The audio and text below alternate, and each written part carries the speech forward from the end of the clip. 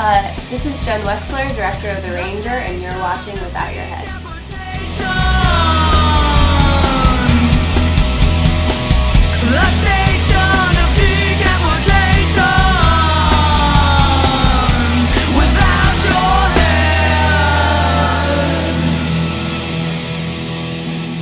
Hey, so this is Nasty Neil from the Station of Decapitation Without Your Head.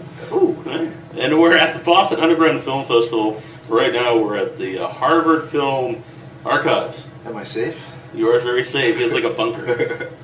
So we're with Josh Polon, the director of Mexman. Mexman. Yeah. Which I loved. I've seen it. Which I know it's playing later today. Yeah. So have you seen With an Audience yet? I've seen it. I saw it with an audience at Slam Dance where we premiered. Screened twice there. Yeah. And it took runner-up for the audience award. Oh, nice. And the jury prize. So it's playing real well with an audience.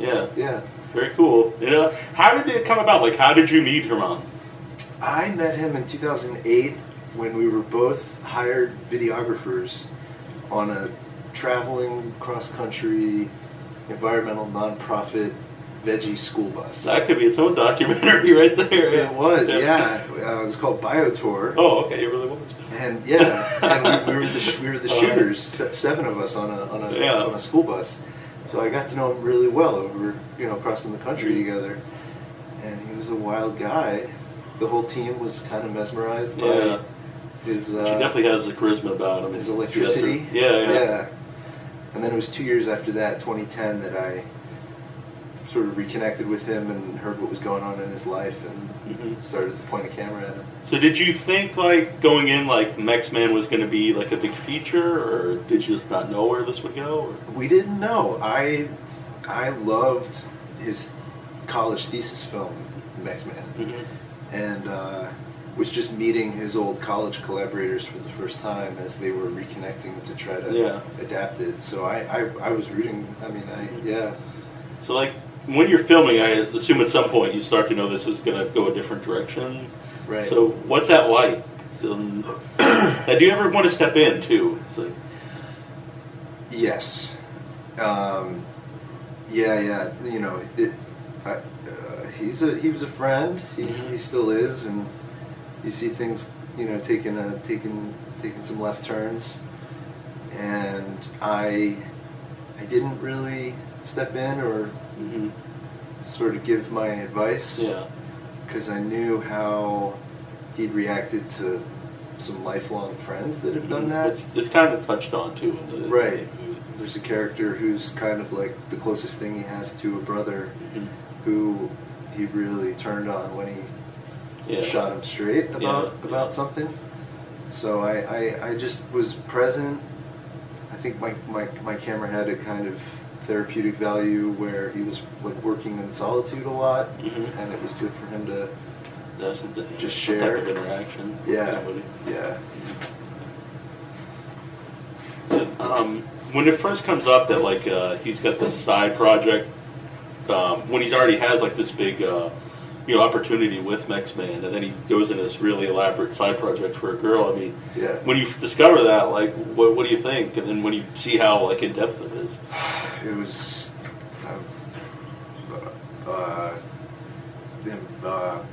shockingly vast project. Yeah. And I had heard that he had this love interest and had for years and years, but it was coincidence that while I was filming, he decided to make the birthday gift to end all gifts, the one that would make her say, "Marry me," or "Don't ever talk to me again." Yeah.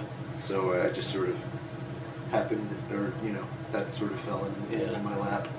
I assume you tried. Did you try to contact her for the movie, or? I always thought I would. And then we cut it together, and it kind of like didn't need it.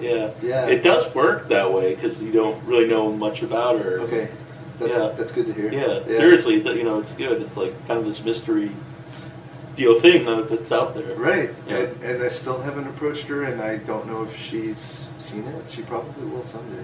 Yeah. Now, like the brothers that were working with him, It's clear why they'd be frustrated.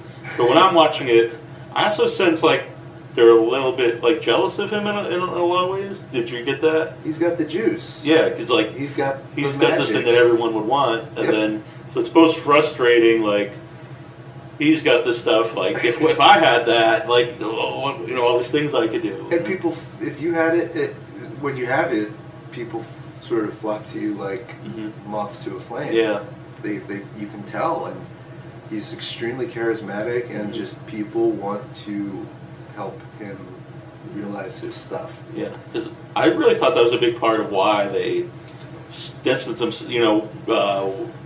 When they do shock and awe, is because the star is clearly drawn to him, to Herman. Right. And maybe I'm wrong, but to me when I was watching, I was like, I think that was more to do why we want this ourselves and not to involve him. Right. So wait.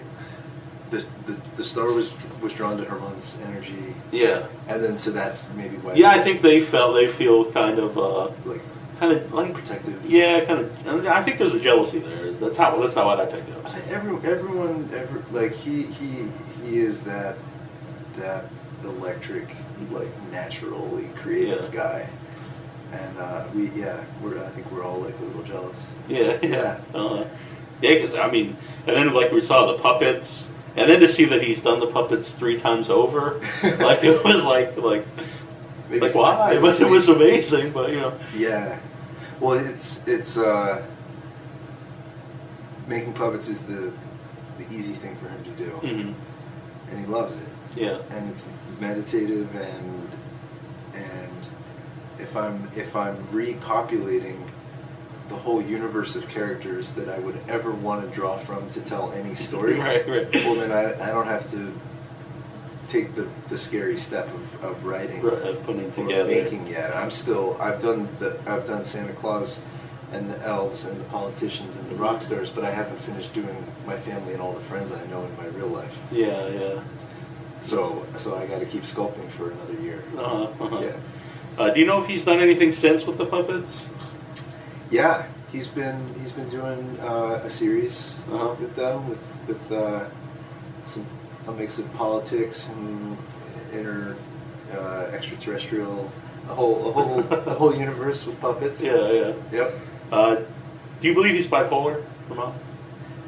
I don't know. Yeah, it reminds me of a friend of mine that was it's bipolar, and there's a lot of similarities. It's possible. Yeah, we're not sure. He hasn't really pursued like much of that. Yeah. Has he seen the movie? He saw it for the first time at our premiere at Slam Dance. Yeah. What was his reaction? He wasn't going to watch it. Because he didn't want to sort of revisit that stuff.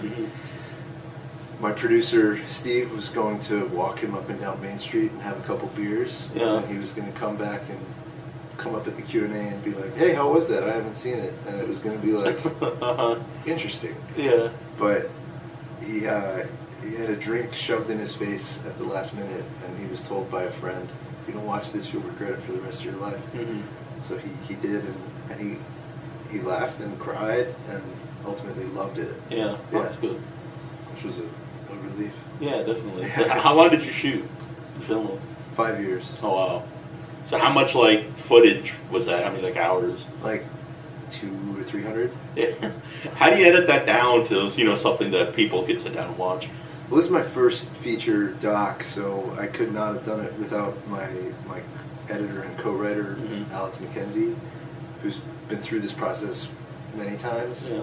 So I've been talking with Alex about it for the last few years that I've been filming, and we already just from chatting had like sort of the structure, and so when I was able to bring him on, he watched through everything, and then we did the note cards on the board, shuffling scenes, and I really. I would think you'd like if I was in that, I would have to have someone to edit it, because I think like sometimes you'd be like you have like a personal connection to a scene or something. Yeah, I needed a collaborator. Yeah, it was invaluable. Yeah, might not be really useful to the story, but you have a personal connection to it. Exactly. He would shoot me straight on that kind of stuff, Yeah. and so many beloved jokes and scenes just had to go because they were too funny when it's a serious part of the story, or he was too like sort of performing for the camera when we wanted him to be sort of sincere and feeling feelings, or too morose or too manic excited. So yeah, he was sort of the voice of reason as we. When the scene where he's the producer's the producer for Mexman, he doesn't actually produce Mexman, but the potential producer, I guess. The Hollywood guy. Yeah. And so he's in it, to begin with. And then you see like the quotes for what he actually tells Herman. Mm-hmm. Were you in there when that happened? Or? No. I was out in the car, and that's as remembered by Herman. Oh, okay. Yeah. So did you have any interaction with him after the initial time? Oh, have I? Yeah, with the producer. I've still never interacted with him. All right. We're going to probably show it to him soon. Yeah. Yeah. How did you get into creating movies? Like, what was like stuff you grew up watching and made you want to do this? Oh yeah. It was mostly like fiction movies.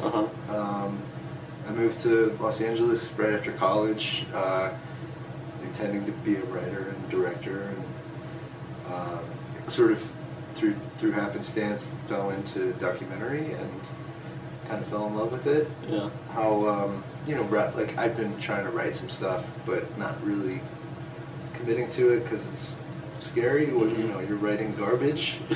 So and then sort of fell into a documentary project and realized that you can just pick up a camera and greenlight your film in an instant, shoot it adequately, trust that if you're pointing it at something interesting, you can sort it out later with analysis. Yeah, there you go. Yeah. So and I just love that that dance of capturing reality and then making sense of it later. What were some of the documentaries that you liked before you started making them? Well, American Movie. I have an interview with Mark Borchardt on my website. Oh, yeah. It's the most bizarre interview I've ever done. He's radical. Yeah, we did a lot. This real quick. We did it live, and so right before we went live, I called him like a week before to set up, and he's very cool. So right before we went live, he's like, "No, I don't want to talk about American Movie," and I'm like, "Ooh, I don't know where to talk." And then to top it off, he was at a house party, and he just starts passing his phone around to like friends, and they're just like these random people and. Like, I didn't know, it was very weird, but people really loved the interview, so I guess it turned out good. Good. But it's very bizarre. Did you end up talking about American Movie? Or? No, because he didn't want to talk about it, but we still talked about COVID. Oh, good. Good. Yeah, I love that movie, and that's a It is a great movie. It's a close, it's a similar, it was an inspirational doc for mine, obviously. What's another doc? Sherman's March. I've not seen that, actually. It's Ross McElwee, first person kind of tracking his dating life over a couple years. Okay. I think he's Harvard or NY. He's Harvard. Okay. In the like 80s and 90s. All right. Yeah. All right. Sherman's March, oh, I hope I get it right. A meditation on the possibility of romantic love in the American South during an era of nuclear arms proliferation. That's the title. Have you been to Boston Underground Film Festival before? No, I heard great things for a long time, but first time trying. Yeah. Have you been to other festivals? I've been to the Sundances and South by Southwest for past seven years. Mm-hmm. Yeah. Now, I primarily do a horror movie podcast. So are you into horror movies at all? I don't seek them out, but I love one every once in a while. Yeah. I'm a dockhead now. Yeah, definitely. So when you're going to screen it tonight, are you ever surprised by like different reactions you get? Like maybe expect like laughs and you don't get or vice versa, people laugh at things that you don't expect to get laughs at. There's so much, like, we edited so many little jokes that we find hilarious into it, so there's usually steady laughter and usually at something I find funny as well. Right. Reaction wise, I mean, he's the protagonist and the identical twin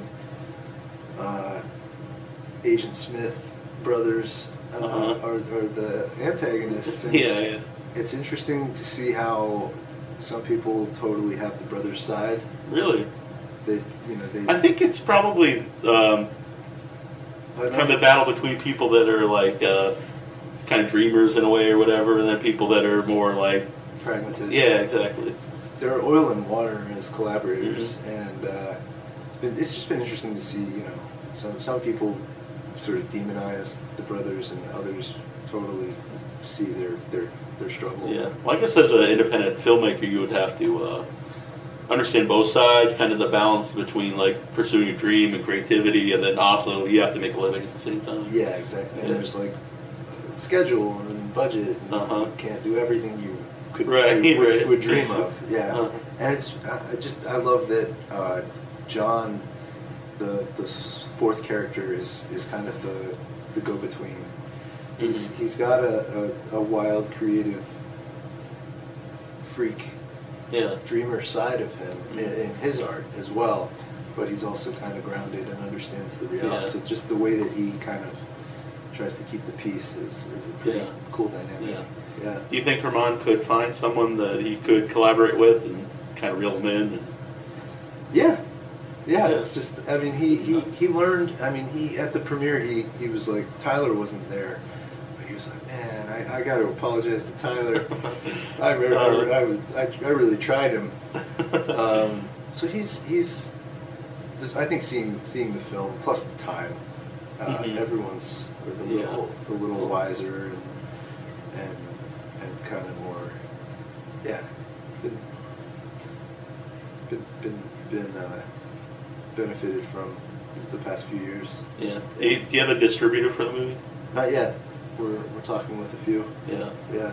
So I assume we have all those extra hours. If you do, like if it would be on DVD, that's extra footage. Tons. Yeah. So many deleted scenes. Yeah. So from here, where do you go?